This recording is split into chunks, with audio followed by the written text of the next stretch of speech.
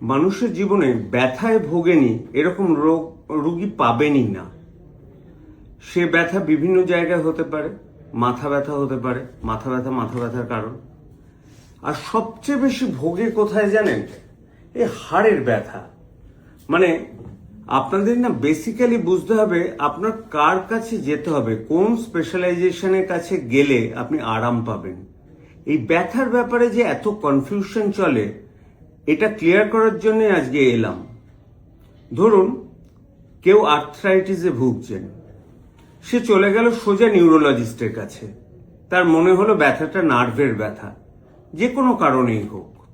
বা হাড়ের ডাক্তারের কাছে চলে গেল, মনে হলো হাড়ের ডাক্তার বুঝি সারিয়ে দিতে পারবে। এখন আর্থ্রাইটিস কাকে বলে? একদম খুব সিম্পল ভাষায় বলতে গেলে দুটো হাড়ের সংযোগস্থল যেটা, সেই জায়গার ব্যথাটা যদি হয় তাকে আমরা আর্থ্রাইটিস বলি।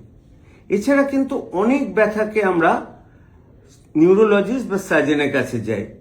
মাসল পেন হতে পারে, টেন্ডন বলে একটা জিনিস আছে যেটা আমাদের আঙুলকে টানে বা আঙুলের নাড়াচাড়াটাকে ইনভলভ করে। পায়ের তলায় অনেকে দেখবেন উঠে গোড়ালিতে পা দিতে পারছেন না, অসম্ভব ব্যথা করছে। চলে গেলেন আবার নার্ভের ডাক্তারের কাছে, মনে হলো এই ব্যথাটা বোধহয় নার্ভের ব্যথা। আবার কোমরে ব্যথা হচ্ছে, সেটাকে পাত্তা দিচ্ছেন না, কিন্তু পায়ে একটা শিনশিনে ব্যথা হচ্ছে, নার্ভের ডাক্তারের কাছে চলে গেলেন। দয়া করে জেনে রাখুন, এগুলো সমস্ত কিন্তু অরিজিন হচ্ছে ব্যথার, নার্ভের ব্যথা নয়, অরিজিন হাড়ে, এবং হাড় থেকে সেটা কিন্তু নার্ভে যায়। এবং এক্ষেত্রে কাকে আপনারা প্রাইমারিলি দেখাবেন? কলকাতা শহরে অনেক রিউম্যাটোলজিস্ট আছেন, তাদেরকে দেখাবেন ডেফিনেটলি। যারা সাবার্বে থাকে, রিউম্যাটোলজিস্টের সংখ্যা খুব কম, তারা অন্তত ইন্টারনাল মেডিসিন বা জেনারেল মেডিসিনের কাউকে দেখান। সে আপনাকে গাইড করতে পারবে। কারণ আর্থ্রাইটিসের ব্যথার জন্য আপনি যদি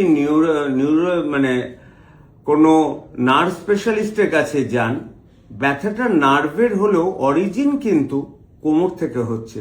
শুধু অরিজিন না সারালে কিন্তু কোমরের ব্যথা সারবে না।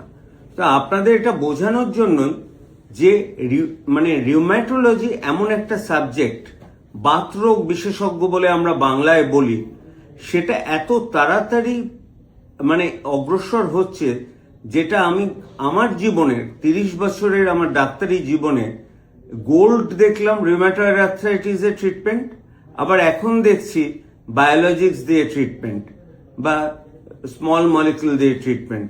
টোটালি ট্রিটমেন্টটা কিন্তু বদলে গেছে, আউটকাম বদলে গেছে। সেই মুখ গোমরা করা যেন বা হাত পা বেঁকে যাওয়া রিউম্যাটয়েড আর্থ্রাইটিস যদি আসে, সেটা আমার কিন্তু ভুল। আমাদের হবে তার ব্যথা কম থাকবে, হাত পা যেন বেঁকে না যায়। সুতরাং দয়া করে প্রপার ডাক্তারের কাছে যাবেন, যাতে আপনার প্রপার রোগ ডিটেক্ট হয়, ট্রিটমেন্ট ঠিক মতো হয়।